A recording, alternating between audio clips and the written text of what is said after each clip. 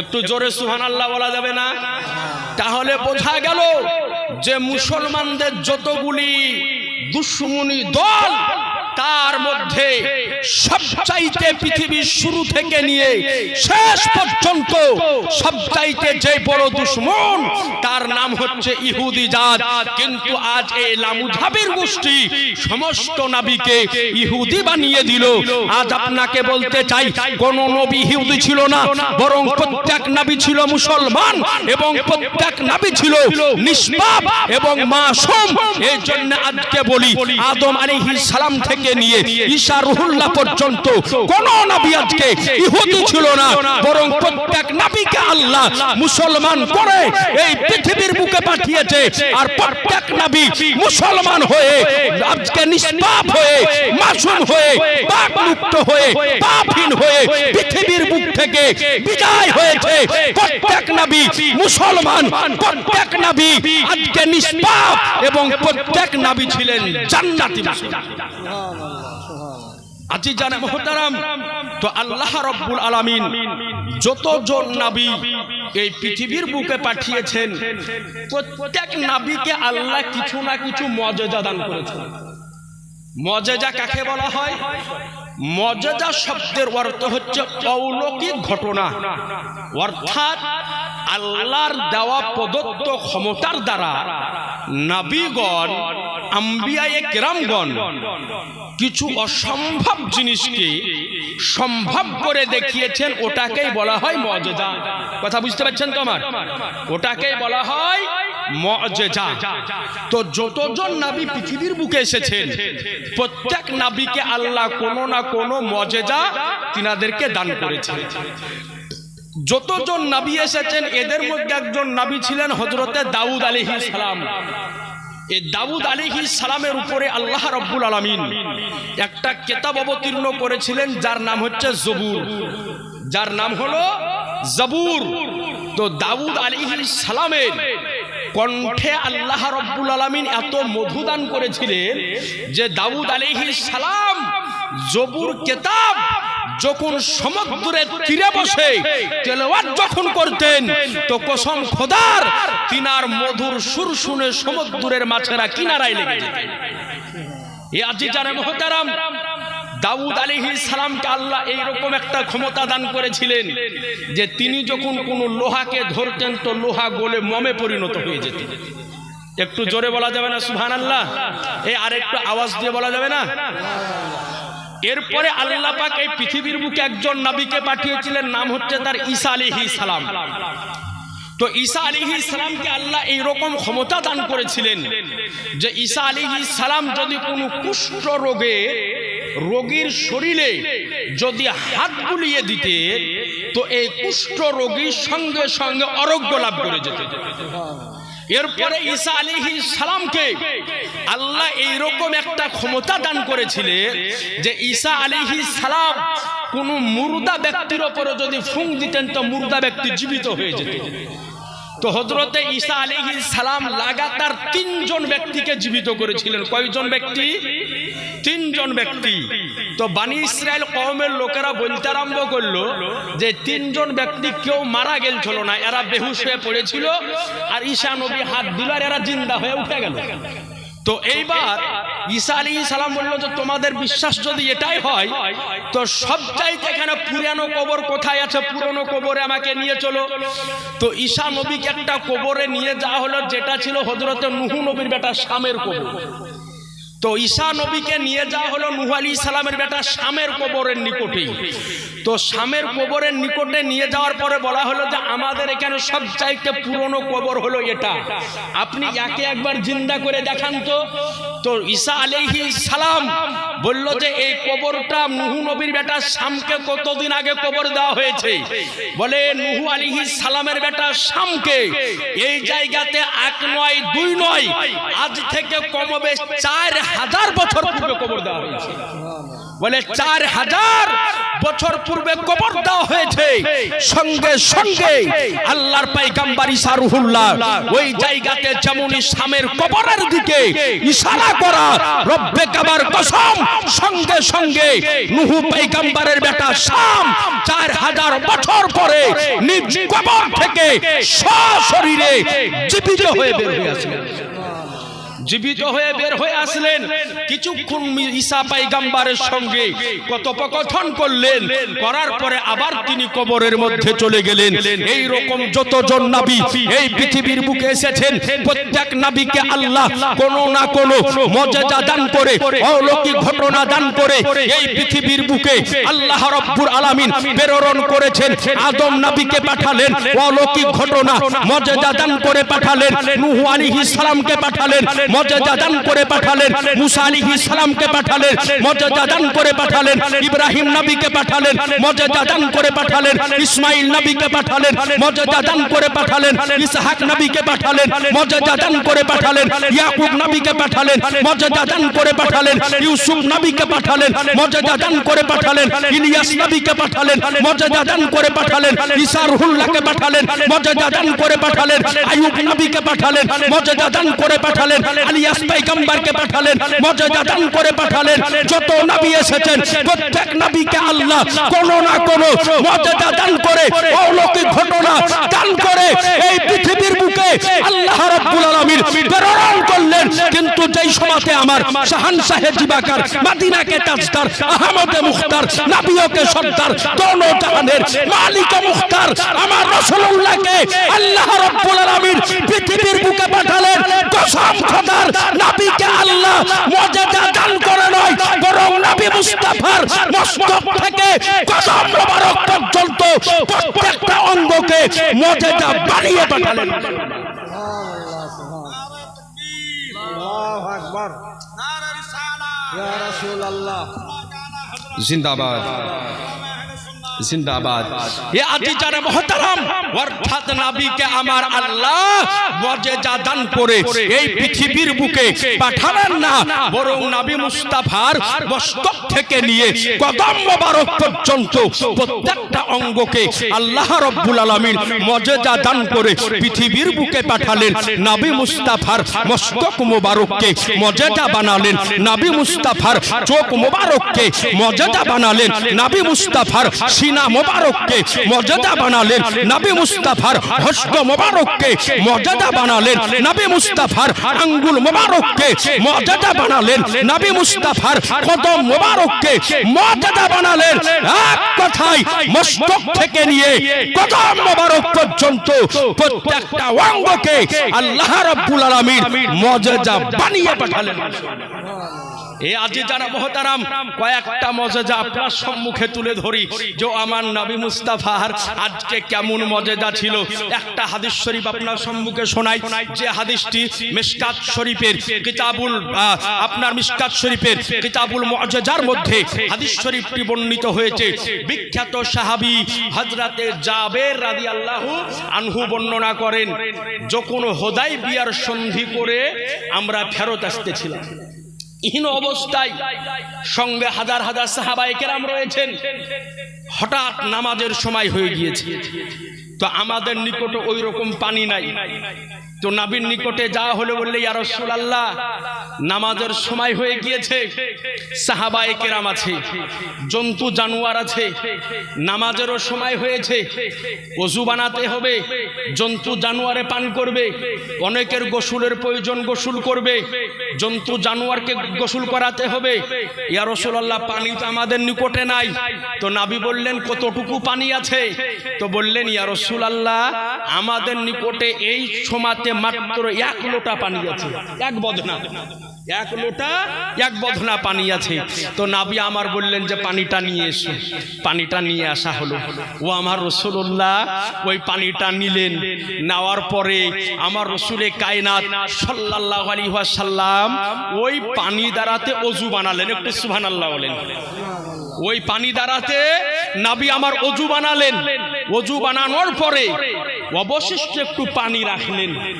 রাখার পরে ও আমার রাহমাতুল লিল আলামিন পয়গম্বর আজকে ওই পানির মধ্যে নিজের শাহাদাত আঙ্গুলকে ডুবিয়ে দিলেন।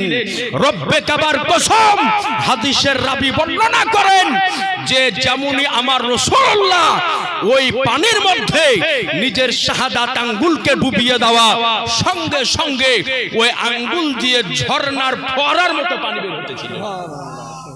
একটু সুবহানাল্লাহ জোরে বলবেন না? আচ্ছা, সুবহানাল্লাহ বলতে গেলে পয়সা লাগে, টাকা লাগে। সুবহানাল্লাহ বললে গুনাহ হয়? কি হয়? আপনাদের নেকি লাগবে না? যদি বলেন যে নেকি লাগবে না তো বলতে হবে না, নাকি বলছেন? হ্যাঁ, যদি বলেন যে আমাদের চরের মানুষ জান্নাতের স্টোরি করা আছে, নেকি লিবো না, পকেট লোড আছে, তাহলে বলিয়েন না। লাগবে না? লাগবে না? সবারই লাগবে। একটু জোরে সুবহানাল্লাহ বলেন, আর একটু জোরে বলেন সুবহানাল্লাহ। এত জোরে সুবহানাল্লাহ বলবেন যে আশপাশে ছেলেগুলা দাঁড়িয়ে আছে, ওরাও যেন চলে আসে। কথা বুঝলেন? সুবহানাল্লাহ শুনে আসবে যে কি হলো দেখি আসি একবার। তো আয়সা যদি বসে, তো তাছাড়া তো বসবে না। তার একবার জোরে বলেন তো সুবহানাল্লাহ। এই দুই হাত উঠিয়ে বলেন তো ইয়া রাসূলুল্লাহ সুবহানাল্লাহ। মাঝে মাঝে একটু আপনারা আওয়াজ দিবেন, তাইলে আমি ভাববো যে আপনারা জাগিয়ে আছেন। আর যদি দেখেন যে আওয়াজ যদি না দেন, তা আমি ভাববো যে আপনারা ঘুমিয়ে গেছেন, আমিও দোয়া করতে পারি নাকি বলছেন? তো একবার জোরে বলে দেন সুবহানাল্লাহ। তো এই আজি যারা মুহতারাম বলতেছিলাম, আমার রাসূলে কায়নাত সাল্লাল্লাহু তাআলা আলাইহি ওয়াসাল্লাম নিজের আঙ্গুল মোবারক ওই পানির মধ্যে চুবড়ে দিলেন, ডুবিয়ে দিলেন, আর আঙ্গুল দ্বারা আজকে ঝর্ণার ফোয়ারার মতো পানি বের হতেছিল। হাদিসের রাবি হযরতে জাবের রাদিয়াল্লাহু আনহুকে বলা হলো যে ওই দিন কতই মানুষ ছিলে? তো বলে, ওগো সাহাবায়ে কেরাম, তোমরা সাক্ষী থেকে যাও, তোমরা সাক্ষী থেকে যাও, তোমরা গাওয়া থেকে যাও। ওই দিন এক নয়, দুই নয়, আমরা ১৫০০-এরও বেশি সাহাবায়ে কেরাম ছিলাম। বলে যে শোনো, ওই দিন যদি ১৫০০-এর জায়গায় যদি আমরা ১.৫ লক্ষ থাকতাম, তো ওই পানি পান করে, ওযু করে, গোসল করে শেষ করতে পারতাম না। জি, এ ছিল নবী মুস্তাফার আঙ্গুল মোবারকের মজেজা। ও নবী মুস্তাফার শাহাদাত আঙ্গুল যদি পানিতে ডুবিয়ে দেয়, পানি ঝর্ণার মতো বের হয়। ও নবী মুস্তাফার শাহাদাত আঙ্গুল ডুবা সূর্যের দিকে যদি এগিয়ে দেয়, তো ডুবা সূর্য উদিত হয়ে যায়। ও নবী মুস্তাফার শাহাদাত আঙ্গুল পূর্ণিমার চন্দ্রের দিকে যদি দিয়ে দেয়, পূর্ণিমার চন্দ্রে দুখণ্ড খণ্ডিত হয়ে যায়। ও নবী মুস্তাফার আঙ্গুল আজকে যেই দিকে ইশারা করে, চন্দ্র ওই দিকে চলে যায়। তাহলে বোঝা গেল যে নবী মুস্তাফার আঙ্গুল মোবারককে আল্লাহ রাব্বুল আলামিন এই রকম লাজবাব করেছিলেন যে নবী মুস্তাফার আঙ্গুলের মতো পৃথিবীর বুকে কারো আঙ্গুলের তুলনা হয় না। কিন্তু আজ বর্তমান কিছু নব্য দাজ্জাল এরা বলে যে নবী আমাদের মতো ছিলেন। বলেন না? বলেন না? বলে যে নবী আমাদের মতো ছিল। নাউজুবিল্লাহ। হে আজিজান মুহতারাম, আপনাকে বলি না আমরা নবীর মতো, না নবী আমাদের মতো। নবীকে আমার আল্লাহ বেমিসাল করে, তুলনাহীন করে, অতুলনীয় করে, মহামানব করে এই পৃথিবীর বুকে প্রেরণ করেছেন। নবীর মতো করে আল্লাহ কাউকে প্রেরণ করেননি, আর কিয়ামত পর্যন্ত আল্লাহ রাব্বুল আলামিন নবীর মতো করে কাউকে প্রেরণ করবেন না। একটু সুবহানাল্লাহ জোরে বলেন না? এ আজিজানে মুহতারাম, এ নবী মুস্তাফার হাত মোবারক, হাত মোবারকের কি বসে যা। নবী আমার সফরে মদিনা শরীফ, কয়েকজন সাহাবায়ে কেরাম আছে সঙ্গে, হযরতে আলীও রয়েছে। তো সফর করতেছে, তো হঠাৎ করে হযরতে আলী রাদিয়াল্লাহু তাআলা আনহু নবীকে বলছেন, ইয়া রাসূলুল্লাহ, একই প্রবলেমে পড়ে গেলাম যে নামাজের সময় হয়েছে, আমাদের নিকটে পানি নাই, একটু পানি পান করার দরকার, ওযু বানানোর দরকার, কি করা যায়? তো নবীর নিকটে যখন এই কথা বললেন, আচ্ছা বলেন তো যে নবীর নিকটে যখন হযরতে আলী বললেন যে ইয়া রাসূলুল্লাহ আমাদের নিকটে পানি নাই, কোনো ব্যবস্থা করেন, তো ওখানে পানি কোথায় আছে নবী জানেন না? জানেন না? এই জোরে বলেন না? নবী আমার জানেন যে কোথায় পানি আছে। তো নবী আমার বললেন যে আলী, এক কাজ করো, এই যে পাহাড় দেখছো, ওই পাহাড়ের ওই পারে চলে যাও, দেখবে একজন হাবশী গোলাম একটা উটের ওপরে মিশকে যাতে পানি নিয়ে যেতেছে, ওকে আমার নিকটে ধরে নিয়ে এসো। হযরতে আলী রাদিয়াল্লাহু আনহু একজন সাহাবীকে নিয়ে চলে গেলেন। তো যাওয়ার পরে দেখতেছেন যে পাহাড়ের ওই পারে বাস্তবিক একজন হাবশী গোলাম একটা উটের ওপরে মিশকে যাতে করে পানি নিয়ে বাড়ির দিকে যেতেছে। কারণ সাহাবায়ে কেরাম এটা ভালো করে জানেন যে আজকে জমিন ও আসমানে ইনকিলাব ঘটতে পারে, চন্দ্র সূর্যের পরিবর্তন ঘটতে পারে, চন্দ্র সূর্যের পরিবর্তন হতে পারে, সূর্য উদিত হওয়া বন্ধ হতে পারে, চন্দ্র উদিত হওয়া বন্ধ হতে পারে, সূর্য অস্তমিত যাওয়া বন্ধ হতে পারে, চন্দ্র অস্তমিত যাওয়া শেষ হয়ে যেতে পারে, দিন ও রাত্রি সংগঠিত হওয়া বন্ধ হতে পারে, সাগর সমুদ্রে জোয়ার ভাটার পরিবর্তন হতে পারে, কিন্তু আমার আনিসে বেকাসা সাক্ষীতে কাউনমাকা বেচারুকে চারা বেশারুকে সাহারা ইয়াতিমুকে ওলি হাম গরিবকে হামি আমার গায়বের সংবাদদাতা পয়গম্বর আলিমে মাকানা ওমাই ইয়াকুনের খবরদাতা পয়গম্বর যে কথা বলে দেয় কসম খোদার ওই কথার পরিবর্তন ঘটে না, ওই কথার পরিবর্তন ঘটে না। তো হযরত আলী রাদিয়াল্লাহু আনহু গেলেন, যাওয়ার পরে দেখতেছেন বাস্তবই একজন হাবশি গোলাম যেতেছে। তো হাবশি গোলামকে হযরত আলী যাওয়ার পরে বলে, ওই গোলাম এদিকে এসো। তো বলে কি ব্যাপার? বলে আমার নবী আমার আকা তোমাকে ডেকেছে, একটু চলো। তো এখন হাবশি গোলাম কালেমা পড়েনি, মুসলমানও হয়নি, নবীকে উতাও চিনে না। তো বললেন যে কে তোমাদের আকা, কে তোমাদের নবী চিনে নিয়ে যাবো না, খো আমাকে বাড়ি যেতে হবে। তো হযরত আলী রাদিয়াল্লাহু আনহুর মেজাজটা কিন্তু একটু আলাদা হয়ে গেল, হযরত আলীর মেজাজটা একটু আলাদা হয়ে গেল, চোখ লাল হয়ে গিয়েছে। বলে গোলাম শোনো, তোমাকে নবী ডেকেছেন, তাড়াতাড়ি চলো, যদি না যাও তাহলে তোমাকে জোর করে ধরে নিয়ে যাব। সুবহানাল্লাহ বলে, বলে তোমাকে জোর করে ধরে নিয়ে যাব। তো হাবশি গোলাম দেখলো বাস্তব ব্যাপার, যদি না যায় ওরা দুজনে আর আমি একলাই, এত আমাকে জোর করে ধরে নিয়ে চলে যাবে। তো হাবশি গোলাম বলে তুমি চলো যাই। তো এবার হাবশি গোলাম গেলেন, নবী আমার দাঁড়িয়ে আছেন, হাবশি গোলাম সামনে। তো নবী আমার বলতেছেন, হাবশি গোলাম দেখো না সফরে ছিলাম, পানি আমাদের শেষ হয়ে গিয়েছে, তোমার মেশকে যাতে তো অনেক পানি আছে, একটু পানি দাও না, আমরা ওযু গোসল বানাবো। তা হাবশি গোলাম বললে যে দেখো দেখেন আমাকে অত দূর পথ যেতে হবে, সাথে উট আছে, উ পান করবে, আমি পান করব, রাস্তায় যদি আবার গোসলের দরকার হয় গোসল করতে হবে, তা আপনাকে কেমন করে দিব? তা আমার রহমতের নবী, আমার দয়ার নবী, আমার মায়ের নবী বলতেছে, হাবশি গোলাম আমি রহমাতুল্লিল আলামিন পয়গম্বর, আমি নবী মুস্তাফা বলতেছি, তুমি যদি তোমার মেশকেজা থেকে পানি দিয়ে দাও তো আমি নবী বলছি তোমার পানি এক বিন্দুও কম হবে না। এই জোরে বলা যাবে না? বলছে যে এক বিন্দু পানিও কম হবে না। সুবহানাল্লাহ, মুফতিদের কালেকশন হলো নাকি মুবারক ভাই? আচ্ছা আলহামদুলিল্লাহ। আজি জানা মুহতারাম, তো বললেন যে এক বিন্দু পানিও কম হবে না। এ বেরাদারানে ইসলাম, আজি জানা মুহতারাম, সুবহানাল্লাহ। এই দেখেন বাপজি আমার সামনে থেকে 100 টাকা দিয়েছে, আল্লাহ যেন কবুল করে। তো বেরাদারানে ইসলাম, তো নবী যেমনই এই কথা বলা, হাবশি গোলাম আর কোনো দিকে না তাকিয়ে আমার নবী মুস্তাফার নুরানি হাক্কানি ইরফানি চেহারাকে দর্শন করতেছেন, আর নবীকে আমার পানি ঢেলে ঢেলে দিতেছেন, পানি ঢেলে ঢেলে দিতেছেন। বলে মেশকে যার সমগ্র পানি ঢেলে দেওয়ার পরে হাবশি গোলাম তাকিয়ে দেখতেছে আগে যতটা পানি ছিল অতটাই অবশিষ্ট রয়েছে, কতটা পানি অবশিষ্ট রয়েছে। তা হাবশি গোলাম বলে, ইয়া রাসূলুল্লাহ আমার বিশ্বাস হয়ে গেল, আমার ইয়াকিন হয়ে গেল, আপনি হলেন আল্লাহর সচ্চা নবী, আর কোথাও যাব না, এই জায়গাতে আপনাকে সাক্ষী রেখে আপনার হাতে হাত দিয়ে কালেমা পড়ে মুসলমান হয়ে গেলাম। এই জোরে বলেন না, বলে মুসলমান হয়ে গেলাম। এবার নবী আমার বলতেছেন যে গোলাম মুসলমান তো হলে তো বলো এবার আমার নিকটে কি চাও? নবী বলতেছেন চাও আমার নিকটে কি চাইবে? তো বললেন ইয়া রাসূলুল্লাহ একটা মালিকের বাড়িতে কাজ করি, ওই বাড়ির আমি চাকর, উট চড়াই, বাড়ির কাজ কাম করি, 3 বেলা খাবার খেতে দেয় মালিক, আর থাকার জন্য একটা ঘর দিয়েছে, ওই ঘরে আমি থাকি। তো ইয়া রাসূলুল্লাহ কিছু চাওয়ার নাই, একটাই চাওয়ার আছে, আমি দেখতে কালো।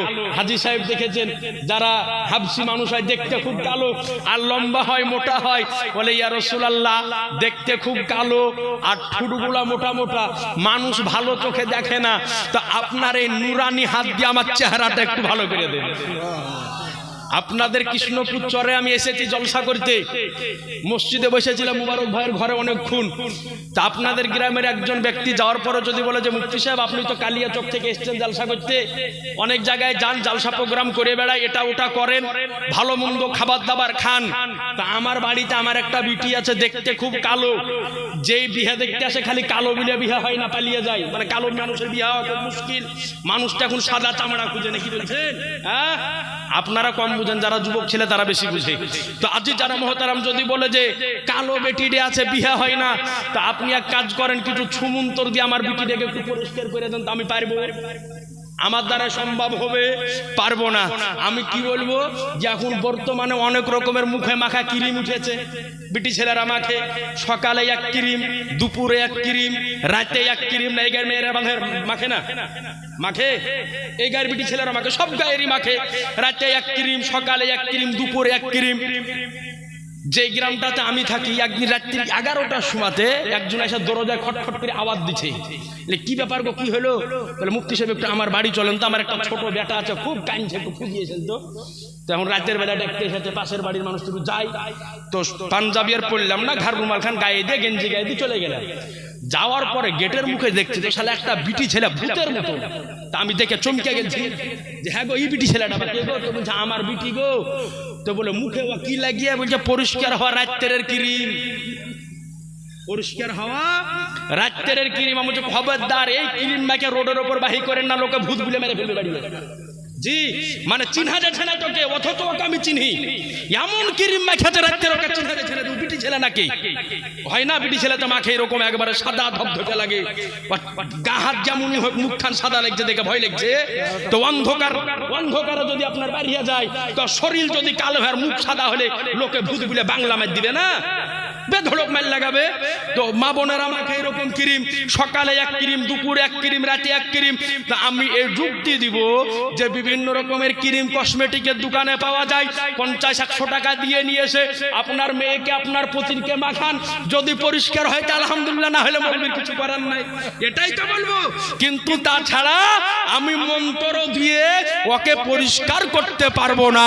কিন্তু হাবশি গোলাম আজকে নবীকে আমার বলতেছেন, ইয়া রাসূলুল্লাহ, আজ আপনার নিকটে আরজ করি, আমার চেহারাটা পরিষ্কার করে দিন, আমার চেহারাটা ভালো করে দিন। কারণ হাবশি গোলাম জানে ও নবী মুস্তাফার সামনে যেটা আরজ করব, নবী আমার দান করে দিবে। সঙ্গে সঙ্গে আমার শাহানশাহে জিবাকার, মদিনাকে তাজদার, আহমদে মুখতার, নবীকে সর্দার, দোনো জাহানের মালিক মুখতার, আমার রহমাতুল লিল আলামিন পয়গম্বর নিজের নুরানি হাত টানা হাবশি গোলামের চেহারার উপরে যেমনই বুলিয়ে দেওয়া, সঙ্গে সঙ্গে কালো হাবশি গোলামের চেহারা পূর্ণিমার চাঁদের মতো জ্বলজ্বলে হয়ে গিয়েছে। একটু জোরে বলবেন না সুবহানাল্লাহ? এ আজি জানা মুহতারাম, যেমনই পরিষ্কার হয়ে গেল, এবার হাবশি খুশি হবে না বেজার হবে? আরে বাবারে বিশাল খুশি, অনেক আনন্দ। তো বললেন, ইয়া রাসূলুল্লাহ, যেটা চাইছিলাম পেয়ে গেলাম, আর দরকার নাই, বাড়ি যাব। তো নবী আমার বললেন, যাও বাড়ি যাও। এইবার হাবশি গোলাম বাড়িতে যাওয়ার পরে মালিকের বাড়ির বাইরে উটটাকে বেঁধে দিয়ে দরজাতে আওয়াজ দিয়েছে। মালিক দরজা খোলার পরে বলছে, তুমি কে? চিনতে পারছে না। বলে, মালিক আমি আপনার গোলাম। আমার গোলাম কালো কুচকুচিয়া হাবশি গোলাম, এত সুন্দর পরিষ্কার গোলাম আমার না। বলে, মালিক আমাকে চিনতে ভয় করবেন না, আমি আপনারই গোলাম। অবিশ্বাস যদি হয় তা আপনার উট বাইরে বাঁধা আছে দেখেন, আর আপনারই মেশকে যা আমার নিকটে দেখেন। মালিক তাকিয়ে দেখতেছে যে আজকে আমারই উট, আমারই মেশকে যা। বলে, গোলাম তাড়াতাড়ি করে বলো, এত সুন্দর চেহারা, এত সুন্দর সুরাত কোথায় পেলে? বলে, আজ আমি আমার রাসূলুল্লাহর নিকটে গিয়ে কালেমা পড়ে মুসলমান হয়েছি। নবী মুস্তাফা নুরানি হাত টানা আমার চেহারাতে বুলিয়ে দিয়েছে, আল্লাহ চেহারার সৌন্দর্য বাড়িয়ে দিয়েছে। এ আজি জানা মুহতারাম, এইবার মালিক বলতেছে, তাড়াতাড়ি করে আমাকে নিয়ে চল নবীর কাছে, তাড়াতাড়ি করে নিয়ে চল। এইবার মালিক আর গোলাম দুজনে হাঁটতেছে। তো নিয়ম হলো যে গোলাম হাঁটবে পিছে আর মালিক হাঁটবে আগে, মাস্টার হাঁটবে আগে আর ছাত্র হাঁটবে পিছে। এটা হচ্ছে ছাত্র এবং উস্তাদের প্রতি আদব। যদিও ওই আদব এখনকার ছেলে মেয়েদের মধ্যে পাওয়া যায় না। স্কুলের আগেকার মাস্টার ছাত্র যারা আছে, যারা আগে স্কুলে পড়াশোনা করেছে, পূর্বের ছাত্র যারা, এখনো যদি ওর শিক্ষককে যদি দেখে নেয় তো সাইকেল থেকে নেমে যায়, এটা আমার উস্তাদ। আর বর্তমান যুগের ছাত্রদেরকে দেখা যায়, মাস্টার যদি আগে সাইকেল চালায় তো পেছন থেকে জোরে চালিয়ে মাস্টার আগা মারে। বলেন ভাই, যারা আগেকার ছাত্র আছে তারা আর এখনকার ছাত্র আপনি সমান করেন?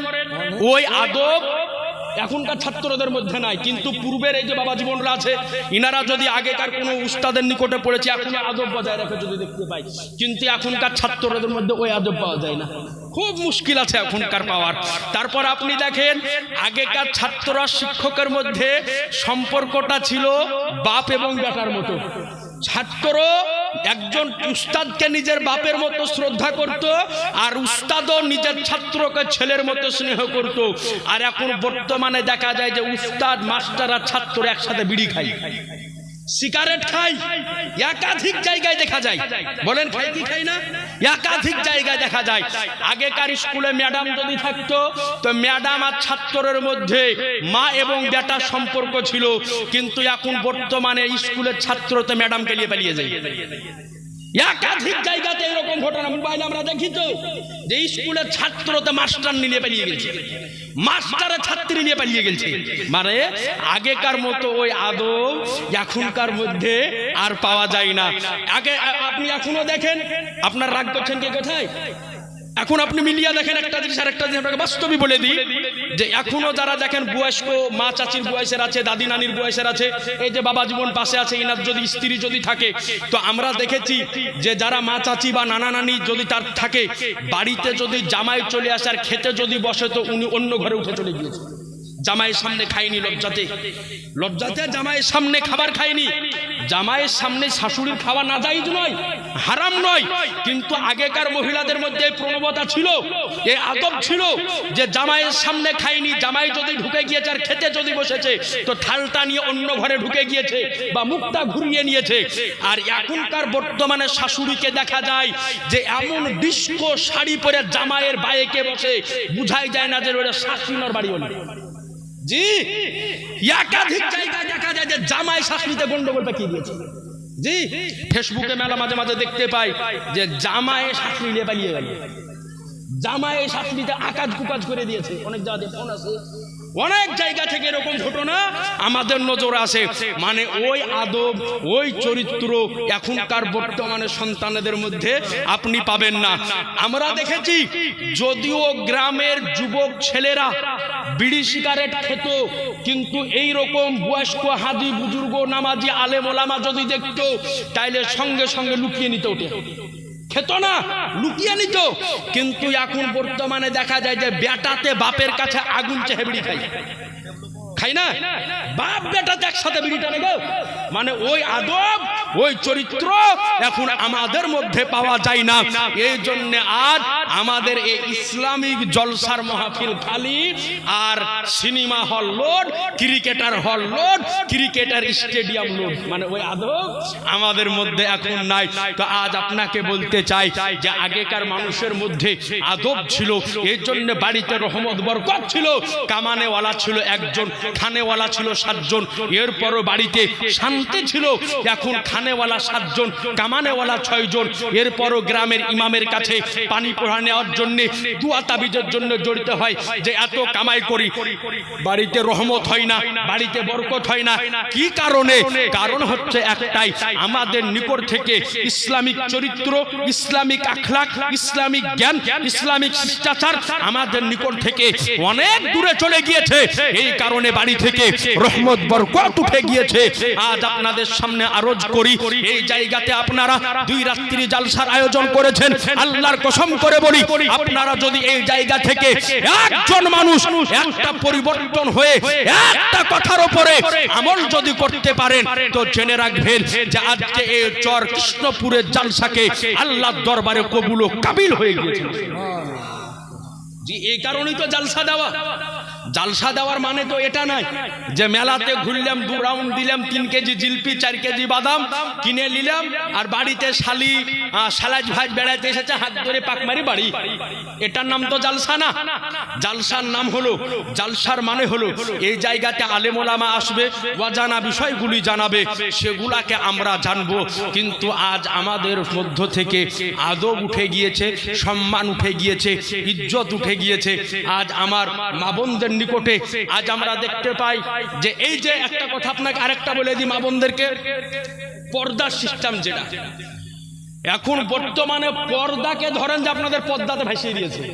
এই যে আপনাদের পর্দা আছে না, পর্দাকে পর্দায় ভেসিয়ে দিয়েছে, মানে পর্দা না। হ্যাঁ, মেয়েরা পর্দা এখনো করে, কাকে দেখে? গায়ে দাড়ি হেলা লোক দেখে আর মৌলবি দেখে।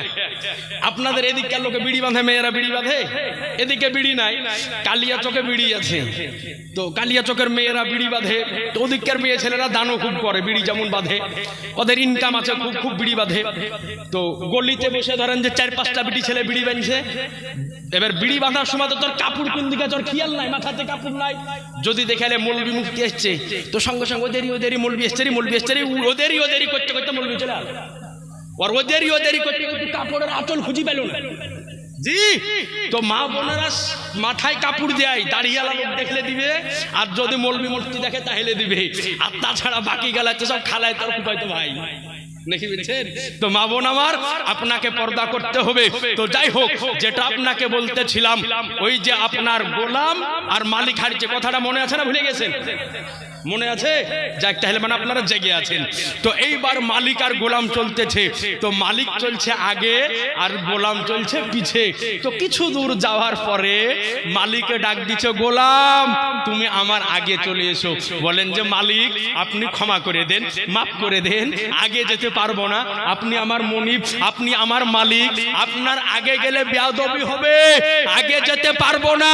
তো সঙ্গে সঙ্গে মালিক বলে, ও গোলাম শোনো, পৃথিবীর বুকে যে ব্যক্তি নবী মুস্তাফার গোলাম হয়ে যায়, কসম খোদার ও পৃথিবীর বুকার কারো গোলাম থাকে না। অর্থাৎ যে নবীর গোলাম হয়ে যায় ও দুনিয়াতে কারো গোলাম থাকে? জি না, ও পৃথিবীর বুকে কারো গোলাম থাকে না। তো এ ছিল আমার নবী মুস্তাফার হাত মুবারকের মুজিজা, যে একবার হাত বুলিয়ে দিয়ে আজকে কালো কুৎসিত হাবশি গোলামকে পূর্ণিমার চাঁদের মতো জলজলে করে দিয়েছেন। একটু জোরে বলা যাবে না? এ আজি জানে মুহতারাম, এইবার দেখুন নবী মুস্তাফার চোখের কি ক্ষমতা, চোখ মোবারকের মুজিজা। আপনারা এখানে অনেকজন ব্যক্তি আছেন, হয়তো অনেকে 5 ওয়াক্তের নামাজ পড়েন, আবার হয়তো অনেকে জুমার নামাজ পড়ে, আবার হয়তো অনেকে জুমা পড়ে না, শুধু ঈদের নামাজ পড়ে, আবার হয়তো এরকমও মানুষ আছে যে ঈদেরও নামাজ পড়ে না, শুধু হয়তো জানাজার নামাজ পড়ে। আছে কিনা এরকম ব্যক্তি? আমাদের দিকে অনেক পাওয়া যায় এরকম ব্যক্তি। তো আজি জানা মুহতারাম, অনেক আপনারা আছেন 5 ওয়াক্তের নামাজ পড়েন, নামাজ আপনারা আদায় করেন। আচ্ছা বলেন তো, হাউজে কাউসারের নাম শুনেছেন? শুনেননি? হাউজে কাউসারের নাম সবাই শুনেছি, ঠিক কি না? যে হাউজে কাউসার হলো একটা জান্নাতি নহর, যেটা একটা জান্নাতি নহর, যার পানি হবে মধুর চাইতে মিষ্টি, মুশকে আম্বারের চাইতে খুশবুদার, আর দুধের চাইতে বেশি সাদা। সুবহানাল্লাহ বলবেন না? ওই পানি মাহশারের দিন আমার নবী মুস্তাফা তিনার উম্মতকে নিজ হাতে করে পান করাবেন। একটু জোরে বলবেন না? নবী আমার পান করাবেন ওই পানি, যেই পানি একবার পান করলে ক্ষুধাও লাগে না, পিপাসাও লাগে না, তার নাম হলো হাউজে কাউসার। আচ্ছা বলেন, হাউজে কাউসারের নাম শুনেছেন, কিন্তু হাউজে কাউসার কেউ কোনোদিন দেখেছেন? কেউ কোনোদিন দেখেননি, আমিও দেখিনি। শুধুমাত্র আমরা নাম শুনেছি যে হাউজে কাউসার একটা জান্নাতি নহর, জান্নাতে দিয়ে তার প্রবাহিত হয়, তার পানি দুধের চাইতেও সাদা, মধুর চাইতেও মিষ্টি, আর মুশকে আম্বারের চাইতেও খুশবুদার। কিন্তু আমরা দুই চোখে কেউ প্রদর্শন করেনি, কিন্তু নবী মুস্তাফা কার নাম, যিনি এই জগতের বুকে বসে আপনার স্বয়ং হাউজে কাউসার দর্শন করেছেন। ইনশাআল্লাহ তাআলা হাদিসটি আপনাকে শোনাবো। কোন কোন হাদিসে আছে ইনশাআল্লাহ হাদিসটি আপনাকে শোনাবো। তার পূর্বে একটা ছোট্ট কথা বলবো। এই হাদিসটা শোনানোর পূর্বে একজন ব্যক্তি 100 টাকা দেন তো আমাকে। 100 টাকার পকেটে যদি থাকে একটু চট করে দেন তো। কোনো ভাই বা কোনো চাচার পকেটে গেলে 100 টাকা দেন তো। 100 টাকা বেশি লাই। এই আল্লাহর ঘর মসজিদে অনেক দিলেন আমাদের মাওলানা হিকমত আলী সাহেবের কাছে, আমি আদায় করব না। 100 টাকা একটু খুশি আছেন জি, আপনি দিবেন? আচ্ছা সুবহানাল্লাহ, এই বাবাজি আমার দিবে। তো তাহলে আপনি যখন একলাই দিবেন এই মসজিদ আপনার কানে কানে বলে দিব। এখন চুপ থাকেন। আচ্ছা দেন 100 টাকা, উনি বাবাজি আমার দিবেন 100 টাকা, সুবহানাল্লাহ। আচ্ছা আপনি দিলেন 100 টাকা, আলহামদুলিল্লাহ। দুইজন, আরেকজন হবে না? আরেকজন দেন 100 টাকা, ইনশাআল্লাহ হাদিসটা শোনাবো, আর কয়েকটা হাদিস আপনাকে শোনাবো। তিনজনা হলো, আরেকজন 100 টাকা হবে না? আল্লাহর বড় বড় 4টে আসমানি কিতাব গো, আর 100 টাকা একজনা দেন তো ভাইদের মধ্যে। আর মা বোনদের মধ্যে থেকে একজন 100 টাকা পাঠান তো, কোন মা আমার যদি পারেন 100 টাকা দেন তো। একটু বিড়ি না বাইন চরের মানুষ মুরগি টুরগি পুষে মনে হয়, পুষে না? সুবহানাল্লাহ। দেখেন এই বাবাজি আমার 100 টাকা দিল, আল্লাহ যেন বাবাজির হাত বাড়িয়ে দেয়। এই দেখেন একজন মেয়ে আমার 100 টাকা পাঠাইছে। আচ্ছা একজন হলো, আরেকজন হবে 100 টাকা, সুবহানাল্লাহ সুবহানাল্লাহ। তাহলে 4 জন হয়ে গেল নাকি বলছেন? 4 জন ব্যক্তি 4 জন হয়ে গেল। আচ্ছা বলেন তো পাটপানাতনকে ভালোবাসেন নাকি? পাটপানাতন ভালোবাসেন না? তো পাটপানাতনের নামে একজন 100 টাকা দিয়ে হাসে, হাদিসটা শোনাবো। আর মা বোনদের দিকে আরেকজন 100 টাকা দেন তো আমার হাতে। একটু চট করে কোনো বাচ্চা বাচ্চির হাত দিয়া একটু চট করে পাঠান না, 100 টাকা ইনশাআল্লাহ তাআলা। আমি হাদিসটা শোনাবো, কালেকশন করব না, একটু মহব্বতে যে হাদিসটা আপনাকে শোনাবো, যে হাদিসটা কোন জায়গা আছে, নবী আমার কেমন করে হাউজে কাউসার নবী আমার প্রদর্শন করেছেন দুনিয়ার জমিন থেকে। নবী আমার হাউজে কাউসার দেখেন। আর 100 টাকা হবে না? কোন মা আমার অনেকের আঁচলে বাঁধা আছে, যদি 100 টাকা থেকে দেন না, একটু চট করে দিয়ে পাঠান। কোন মা যদি গায়ে একটা বাচ্চার হাত দিয়ে পাঠান 100 টাকা, ইনশাআল্লাহ চাইবো না। আর আপনাদের মধ্যে আর 100 টাকা একজোড়া দেন তো। এই অনেক ভাইয়েরা আমার আশপাশ থেকে মনে হয় শুনছে, 100 টাকার কেউ দেন ইনশাআল্লাহ তাআলা। 5 জনা পুজিয়েলি পাটপানাতনের ওসিলায় আল্লাহ পাক ভালোবাসবে। আর 100 টাকা আমার হাতে। আর একজন মা বোন আমার 100 টাকা দিয়ে পাঠান, ইনশাআল্লাহ তাআলা হাদিস শরীফটা আপনাকে শোনাবো। কালিয়াতকের বিটি ছেলেদের মেলায় গেলে যেন ইনকাম মেলায় ওখানে 5,000 7,000 চাহি।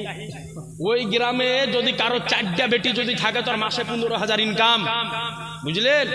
মানে দিন গেলে 150 টাকা 200 টাকার বিড়ি বাঁধবি একজনা। জি, লকডাউনের সময়তে কে দিলে রে? তোর মা দিয়ে পাঠাইলে? আচ্ছা যা, সুবহানাল্লাহ। তাহলে এদিক থেকে 100, এদিক থেকে 100, তো যাই। তাহলে এদিককার 5 জনা হয়ে গেল, আর ওদিককারও 2 জনিয়া হলো। তো মা বোনদের নিকট থেকে যদি একজনা দিয়ে বিজয় দিয়ে যদি 300 টাকা করে দিতেন তো ভালো হতো। আর একজন 100 টাকা, ও এটা আপনারই বেটা দিল, সুবহানাল্লাহ। এই বাবাজি দিল, বাবাজির বেটাও দিল, আলহামদুলিল্লাহ। আর একজন মা আমার 100 টাকা দিয়ে পাঠান তো 3 জোড়া হয়ে যাবে। তোর যদি কারো বাড়িতে 4টে বেটি যদি থাকে, তোর 20,000 15,000 মাসে ইনকাম। লকডাউনের সময়তে বেটা ছেলের কামাই বন্ধ ছিল না, বিল বাইনে সংসার চালাইছে। জি সুবহানাল্লাহ। 500 টাকা দিয়ে নারায়ে তাকবীর, আল্লাহু আকবার। মাসলাক আলা হাতের 500 টাকা, আর এদিকে 200 টাকা। তো হ্যাঁ গো, একটা বিটি ছেলে 500 টাকা দিলে আর একটা বিটি ছেলে দিবে না 500 টাকা? হ্যাঁ, এই গায়ের বিটি ছেলে তো মুরগি অবশ্যই পুষে, আছে না? ডিমের দাম 10 টাকা, মুরগি যদি একটা মুরগ থাকে তো কালী পূজার বাজারে 1000 টাকা 500 টাকা নাকি বলছেন? আর একজন 500 টাকা দেন না? যদি কারো আঁচলে যদি থাকে, আর না থাকলে নামটা বলেন, একজনা যখন দিয়েছে তো জুড়া হয়ে যান, দোয়া করে দিব মুরগির ডিম ডবল ডবল হবে। আর যদি না দেন তো দোয়া করবো সকালে মুরগি শিয়ালে ধরে খাবে। হ্যাঁ, গোলা ডিম হবে ঠান্ডার দিনে। আর 500 টাকা একজনা মা আমার দিয়ে পাঠান, দোয়া করবো মুরগিতে আল্লাহ বরকত দিবে। আর একজনা 500 টাকা একটু বুনতে বুনতে একটু দিয়ে পাঠান না, বা বুড়িয়ে দিয়ে পাঠান, যে পরে করে দিবেন, খাতা তো আছে লিখে দিবেন। চাহালটি যখন একটু দেন কোনো মা আমার 500 টাকা দিয়েছে, যখন না দিলে চাহাতুক না, দিয়া যখন দিয়েছে নাকি দিচ্ছেন।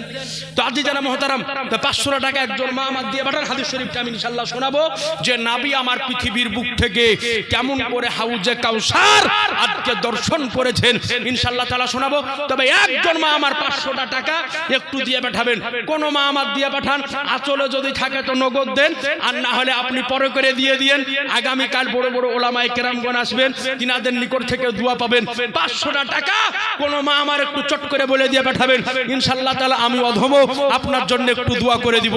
এবার হাদিস শরীফটি শুনুন, যে নবী আমার দুনিয়ার বুক থেকে হাউজে কাউসার নবী আমার দর্শন করেছেন। হাদিস শরীফটি বর্ণিত হয়েছে সহিহ বুখারী প্রথম খণ্ড পৃষ্ঠা নাম্বার 179। কত বললাম? 179, 179, 179 হাদিস বর্ণনা করতেছেন হযরত আমির বিন উকবা রাদিয়াল্লাহু তাআলা আনহু। তিনি বর্ণনা করেন যে একদিন নবী আমার নিজ বাড়ি থেকে বের হয়ে আসলেন। বের হয়ে আসার পরে উহুদের যুদ্ধে যিনারা শাহাদাত বরণ করেছিলেন, তিনাদের কবরকে নবী আমার জিয়ারত করলেন। একটু সুবহানাল্লাহ বলবেন না? যারা উহুদের যুদ্ধে শাহাদাত বরণ করেছেন, তিনারা তিনাদের কবরকে জিয়ারত করলেন। সুবহানাল্লাহ। এই দেখেন, এই মামাদ দিয়েছে 100 টাকা, আল্লাহ জানে তিনার হায়াতকে আল্লাহ বাড়িয়ে দিয়ে, সকলে বলেন আল্লাহুম্মা আমিন। তো 500 টাকা চাহাল কি একজনা কেউ খবরদার না দিয়ে উঠে জানে বাড়ি পালায়ও না, 500 টাকা দিয়ে যায়ও। তো সুবহানাল্লাহ। তো নবী আমার এইবার আপনার কবরকে তিনাদের জিয়ারত করলেন। জিয়ারত করার পরে আমার নবী মুস্তাফা তাদের জন্য হাত উঠিয়ে দোয়া করলেন। এই জোরে বলবেন না? নবী আমার তাদের জন্য হাত উঠিয়ে দোয়া করলেন। আজ আমরাও কবরস্থানে গিয়ে আমাদের মা বাবার কবরকে জিয়ারত করে তাদের জন্য দোয়া করি। করেন কি করেন না? কবর জিয়ারতে যান না আপনারা? কবর জিয়ারত করা এটা হচ্ছে আমার নবী মুস্তাফার সুন্নাত। নবী আমার করেছেন, আবু বকর ওমরও করেছেন। তো সাহাবায়ে কেরাম আজকে কবরকে জিয়ারত করেছেন, আমার নবী মুস্তাফাও করেছেন। এইবার নবী আমার তাদের জন্য হাত উঠিয়ে দোয়া করলেন। করার পরে নবী আমার মসজিদে মিম্বারে নবাবীর মিম্বারের উপরে দাঁড়ালেন।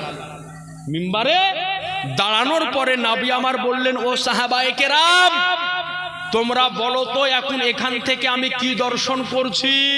তো বললেন, ইয়া রাসূলুল্লাহ, আপনি ভালো জানেন। সঙ্গে সঙ্গে আমার গায়েবের সংবাদদাতা পয়গম্বর বলেন যে আল্লাহর কসম, এই জায়গা থেকে দাঁড়িয়ে দাঁড়িয়ে আমি আল্লাহর হাউজে কাউসার দর্শন করতেছি। জোরে বলেন না? আমি আপনি যেটা কেউ দর্শন করেনি, নবী মুস্তাফা আমার দর্শন করেছেন। তাহলে বোঝা গেল যেটা আমি আপনি দেখতে পাই না, ওটা নবী মুস্তাফা দেখতে পাই। এই জন্য আপনাকে বলি যে পৃথিবীর বুকে একাধিক মানুষ দর্শন করে। পৃথিবীর বুকে জিবরাইল ফেরেশতা দেখে, পৃথিবীর বুকে মিকাইল দেখে, পৃথিবীর বুকে ইসরাফিল দেখে, পৃথিবীর বুকে কেরামান কাতেবিন দেখে, পৃথিবীর বুকে ইসরাইল দেখে, পৃথিবীর বুকে পীর দেখে, পৃথিবীর বুকে পীরজাদা দেখে, পৃথিবীর বুকে মুনকার ও নাকির দেখে, পৃথিবীর বুকে কেরামান কাতাবিন দেখে।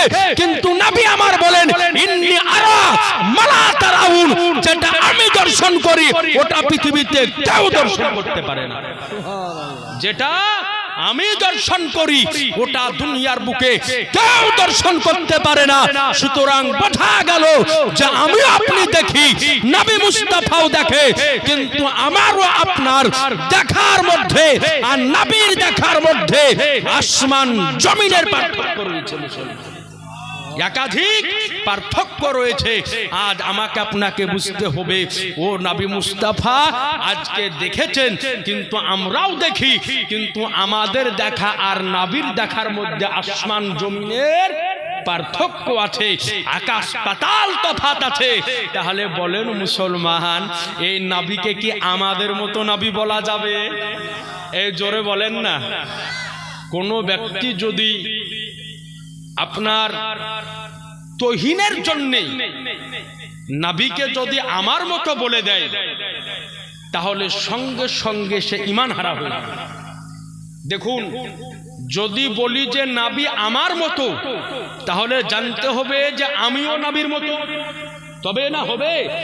নবী যদি আমার মতো হয় তাহলে আমাকেও নবীর মতো হতে হবে। আর কোন ব্যক্তি যদি নিজেকে নবীর মতো বলে, তাহলে উনি ছিলেন মুহাম্মদুর রাসূলুল্লাহ, আল্লাহ রাসূল। তাহলে এখন যদি কেউ নিজেকে রাসূল দাবি করে, ও মুসলমান থাকবে? ও মুসলমান হবে? জি না। সুতরাং জেনে রাখতে হবে যে নবীকে আমার আল্লাহ তুলনাহীন করে পৃথিবীর বুকে পাঠিয়েছে। বলেন সুবহানাল্লাহ। একবার দরুদ পড়ুন, আল্লাহুম্মা